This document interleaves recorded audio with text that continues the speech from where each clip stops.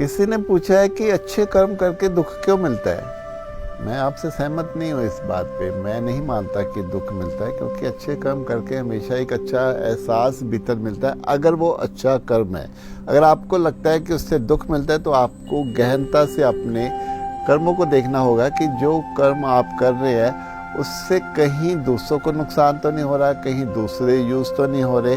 अगर वो आपको अच्छा लग रहा है तो वो दूसरों को भी अच्छा लगना चाहिए। इस बात को आपको देखना पड़ेगा।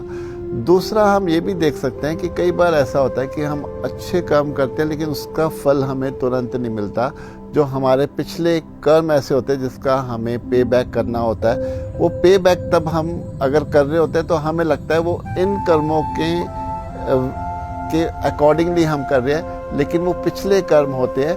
इसका जो फल है, अगर ये अच्छे कर्म है तो हमें वो आगे 100% अच्छा मिल ही जाएगा।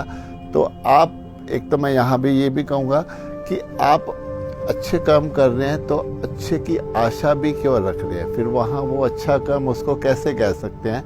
आपकी मंशा तो वो अच्छे कर्म करके कुछ अच्छा फल लेने की है, तो फिर ये नहीं होना चाहिए।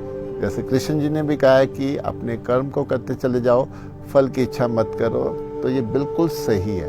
आपको अपने फल जो है, अच्छा हो बुरा है, उसमें नहीं फंसना। बस आप अपनी तरफ से अच्छा करते ही चले जाओ।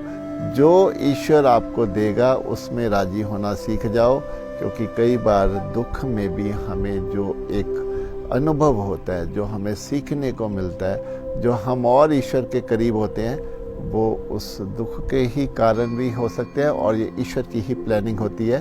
बस ईश्वर की रजा में राजी होना सीख जाओ।